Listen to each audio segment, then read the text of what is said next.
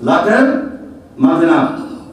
ये बलबीर सिंह ने पहले तो सुरेंद्र सिंह को खाया है, अब किन को खाएगा। और मुझे एक बात जरूर मालूम है कि जब मैं उठाती हूँ बात, प्रभु की कुछ ऐसी कृपा है कि कुछ ना कुछ जो है हो जाता है। कि जब सड़कें खामोश हो जाती हैं तो संसद आवारा हो जाती है। आज तक हम एक डिस्पोजल प्लेट की तरह जिंद के लोगों को प्रयोग किया गया है। एक हमारा साथी कलायत से आता है, एक हमारा साथी सरसा से आता है, गोलियां नरवाना में चलती है। एक बार का जिक्र है मैडम जी, मैं आपसे कम मुलाकात कर पाया हूँ।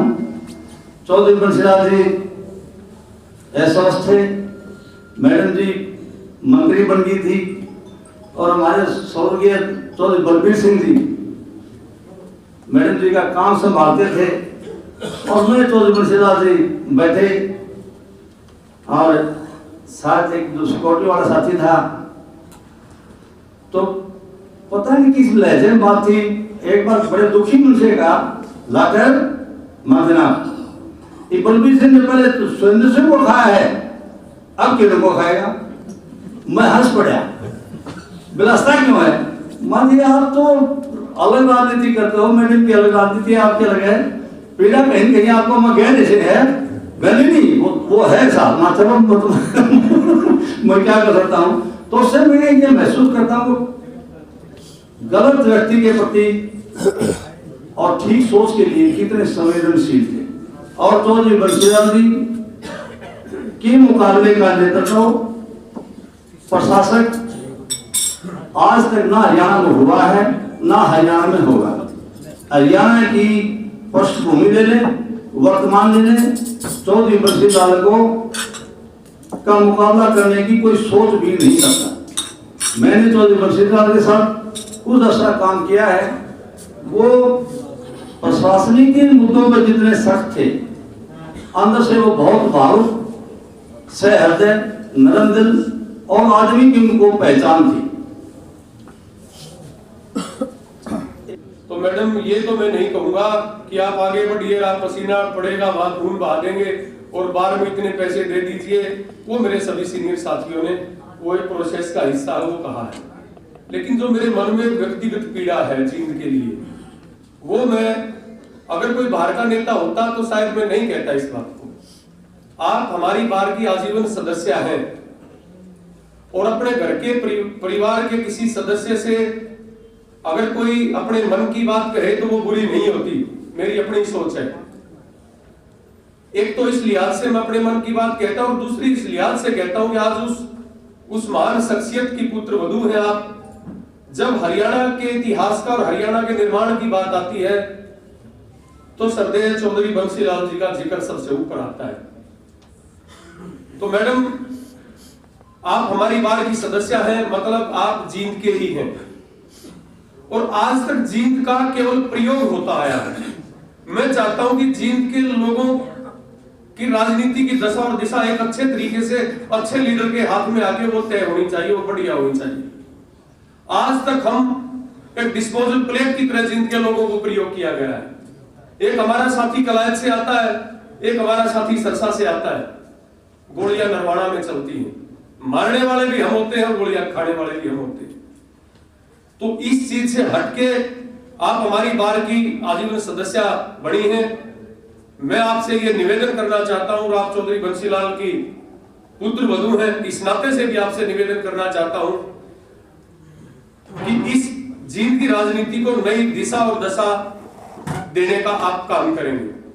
और दूसरा मैडम, मैं एक और आपसे निवेदन करना चाहता हूं और बड़े खुले मन से मैं निवेदन करना चाहता हूं। जयप्रकाश नारायण एक बात कहा करते थे कि जब सड़कें खामोश हो जाती हैं तो संसद आवारा हो जाती है।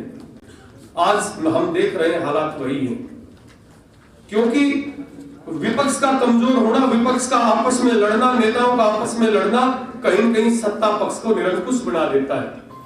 तो आपसे मैं ये निवेदन करना चाहता हूं और सभी प्रतिपक्ष के साथियों से मैं ये निवेदन करना चाहता हूं इस मंच के माध्यम से, जब तक आप यूनाइट नहीं होंगे, आप मजबूत नहीं होंगे, आप और हम मिलकर लोगों का भला नहीं कर सकते। जो आम वर्कर है, जो आप जैसे खुद कह रहे हैं, अभी बताया इन्होंने लाठर साहब ने कि कितना ज़बरदस्त तरीके से जीत की उपेक्षा हो रही, कि यहाँ से जीत के चले जाते हैं सब, आपको इस्तेमाल करा जाता है, आप you become a football kicking football है, वो कभी इधर कभी उधर। और लेकिन असलियत के अंदर जब समय आता है, जब कोई रिस्पॉन्सिबिलिटी लेने वाला नहीं होता, तो ये सारी चीज़ें जो हैं ये केवल नेता नहीं कर सकते। आपको मालूम होना चाहिए बार जो है ये बहुत ही ताकतवर शख्सियत है। आप लोग बहुत जिम्मेदार लोग हैं, बुद्धिजीवी लोग हैं, आप लोग वो लोग हैं जिनके कंधों के ऊपर संविधान का भार है। आप लोग वो लोग हैं जो फ्रंट, वो कहते हैं ना, फ्रंट सोल्जर्स हैं।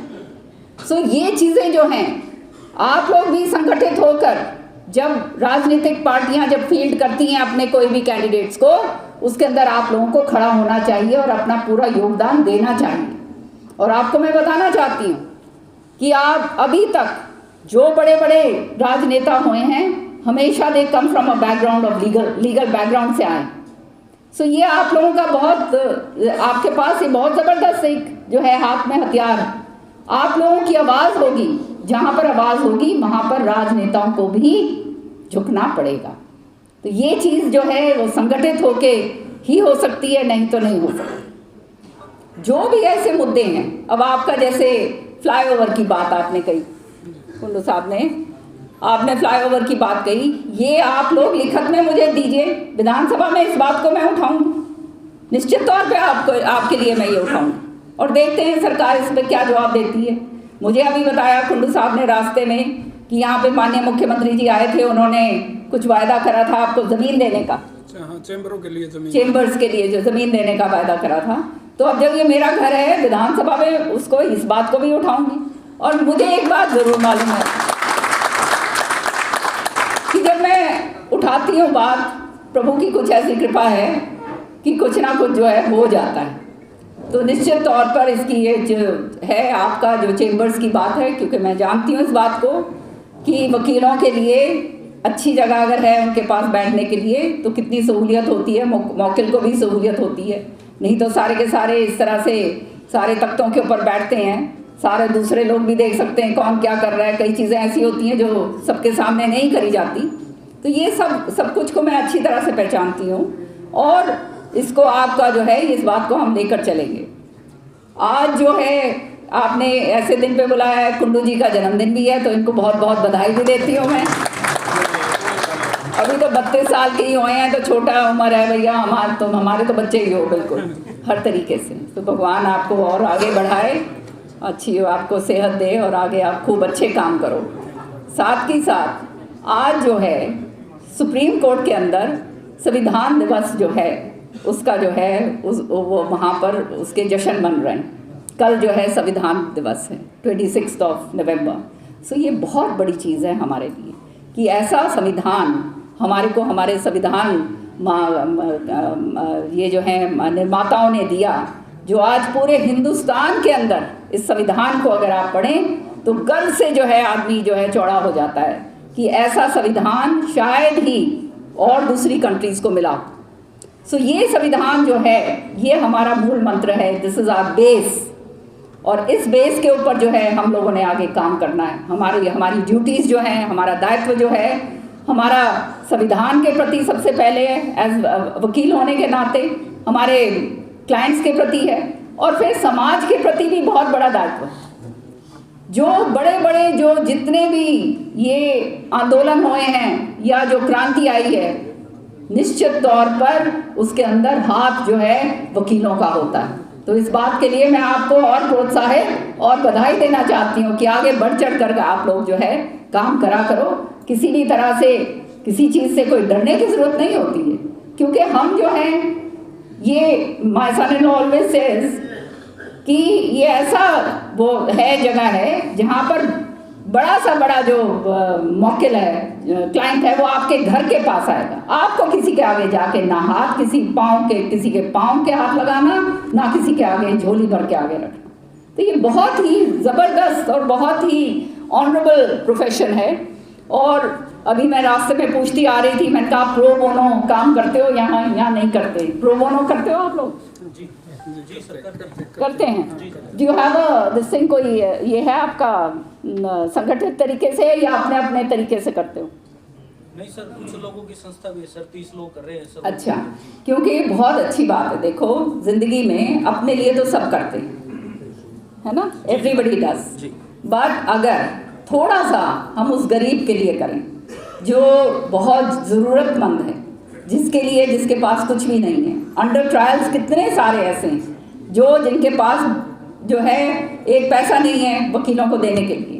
तो ये प्रो बोनो का जो है, इसको जो है आप बढ़ावा अपने बार के अंदर दो। ये आप लोगों को आपके लिए भी और बार के लिए भी एक अपने आप में एक बहुत बड़ा जो है, इट विल बी वो कहते हैं ना, it will send a message to the entire country की जींद बार के अंदर जो है ये इस तरह से हो रहा है। जब आपने मुझे सदस्य बनाया है तो इस तरह से काम करेंगे हम, मैं भी उसके अंदर आपको जो है पूरी तरह से आपकी मदद करूंगी, इसमें आप बिल्कुल निश्चिंत हो जाइए, पूरा काम हम करेंगे। आज जो है मैं अखबार में पढ़ रही थी, कल पढ़ रही थी, किस तरह से सुप्रीम कोर्ट ने टिप्पणी करी जो है इलेक्शन कमीशन के ऊपर करी, आप सबने पढ़ी होगी। क्या कहा है कि टीएन सेशन जैसे आदमी once in a blue moon आते हैं, ये सत्य बात है। क्योंकि इलेक्शन कमीशन जो है वो एक ऐसी बॉडी है जो निष्पक्ष पूरी तरह से बॉडी होनी चाहिए। और टीएन सेशन जी के साथ मेरा सौभाग्य है कि मैं उनके साथ मैंने काम करा। मैं उस समय मैंने ज्वाइन करी थी, अपनी जो है शुरुआत करी थी। जी रामास्वामी साहब जो थे, he was the advocate general, TN Seshan ji was at that time election commissioner, and Subramanian Swamy. ये तीनों, ये जो है ना, ये साउथ इंडियन ब्राह्मण्स की एक क्लीक था। और मैं I was like a little this thing, जो है ना छोटा सा जूनियर होता है ना, उनके पीछे पीछे फिरती थी सारा का सारा। तो मेरा बहुत सौभाग्य था कि ऐसे लोगों के साथ मुझे काम करने का मौका मिला, मेरे दिमाग का विस्तार हुआ, इतनी ज़बरदस्त अवेयरनेस आई। तो कहने का तात्पर्य ये है कि ये सारी चीज़ें भी जो हैं हमें चर्चा करनी है, हमें इन चीज़ों के ऊपर सोचना है कि हम अपने देश को कहाँ लेकर जा रहे हैं। आज ये संविधान निर्माताओं ने जो हमारे को ये संविधान दिया है, ये संविधान बड़े खून पसीने से और पता नहीं कितने सैक्रिफाइसेस, सुप्रीम सैक्रिफाइसेस जो करे हैं हमारे जो हैं, जो हमारे पेट्रियट्स हैं, उन्होंने करा है, तब हम यहाँ पर आके खड़े हों। तो आप सबसे मेरी यही प्रार्थना है कि इन चीज़ों के ऊपर भी हम लोग ध्यान देंगे तो बहुत अच्छा होगा। एक अलग से प्रो बोनो का भी आप काम करिएगा। लेकिन जो समय से पहले दे देना, उनकी बात ही अलग होती है। और मैंने ये किया, उन्होंने इसी बार में वादा किया था कि मुझे इतना टाइम लगेगा, उससे पहले उन्होंने पैसे पहुंचा दिए। दूसरी बात, अब ये हमारी अतिथि मिली, हमारी बड़ी बहन है, इस बार की सदस्य, और इन्होंने जो आज बार के लिए किया है, मेरा बार से अनुरोध है कि भविष्य में बार के लिए जरूर करें। Thank you so much. Sandeep ji, Pawa ji, Pradeep Kundu ji, Hoshiyar Singh Lathar जी, और अभी यहाँ पर देवेंद्र लोहान जी ने भी अपनी बात रखी, रणवीर नरवाल जी ने भी, और लाठर जी ने, और यहाँ पर मेरे सामने बैठे हुए सभी बार के बहुत ही सम्मानित जो हैं सारे मेरे वकील भाई, आज आपके बीच में आके मुझे बहुत ही खुशी हुई है और बहुत अच्छा लगा कि आपने बहुत अच्छी तरीके से जो है वो कॉरिडोर को जो आपने जोड़ा है। इसका मतलब ये है कि सहूलियत आप लोगों के लिए बहुत अच्छी दी गई है। आप सबको मैं बहुत बहुत बधाई देती हूँ। वकीलों का काम क्या है कि जल्दी जल्दी जो है मौकिल होते हैं साथ और भागना पड़ता है, ऊपर से नीचे उतरो, नीचे से बाहर जाओ।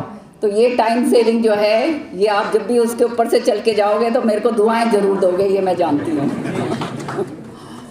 बहुत अच्छा लगा मुझे कि आपने बहुत सदुपयोग जो है करा और बहुत अच्छी तरह से सारा का सारा करा, और आज इतने मान सम्मान के साथ आपने मुझे बुलाया है। तहे दिल से इसका भी मैं आप सबका बहुत बहुत धन्यवाद करती हूँ। जींद का बच्चा बच्चा इस बात से आहत है कि जींद में सभी राजनीतिक पार्टियां रैली करने के लिए सभा स्थल का प्रयोग करती है, और जब काम आता है, जब जींद के हिस्से की बात आती है, किसी उद्योग लगाने की बात आती है, रोजगार की बात आती है, सड़क निर्माण की बात आती है, तो हमारी उपेक्षा होती है। इसका हमें दुख भी है और मैं हमारे साथी रणबीर सिंह की बात से पूरी तरह से सहमत हूं कि आप आगे बढ़िए, राजनीतिक मतभेद भुलाकर जनता के काम के सरोकारों से संबंध रखते हुए उच्च कोटि की राजनीति को स्थापित करने के लिए संघर्ष करें। आप, हम सब आपके साथ हैं। अच्छे नेतृत्व की न केवल देश को, हरियाणा को, बल्कि जींद को तो सबसे ज्यादा जरूरत है। यहाँ नेतृत्व कम है, नेता विधायी नेता हैं जो चुनाव जीत के वो एमएलए भी बन गए, सरकार में मंत्री भी बन गए, लेकिन हमारा वर्षों तक 20 साल से तो हमारा जींद का बाईपास नहीं बन पा रहा। जींद रोड तक रोड पर धक्के खाने पड़ते हैं, जबकि यह रोड, इस रोड का पहले नाम कोई और था और बाद में इस रोड को बदलकर रोहतक से वाया पानीपत गुहाना ले जाया गया और वहां 10 साल पहले वो बाईपास बन गया। हमारा इसका नाम भी चेंज हो गया और मौजम भी नाम चेंज हो गया और आज भी हम धूल फाँक रहे हैं, धक्के खा रहे हैं, मुआवजा भी कम है। ये सारी समस्याएं हैं। हमारे जींद रोहतक को डिवाइड करती है लखनऊ की नहर जनाब, वहाँ 3 गुना मुआवजा दिया जाता है और जींद में आने पर 15 लाख, 16 लाख, वहाँ 45 लाख। ये डिस्क्रिमिनेशन है। हम हर जगह से राजनीतिक तौर से, प्रशासनिक तौर से हम दुखी हैं।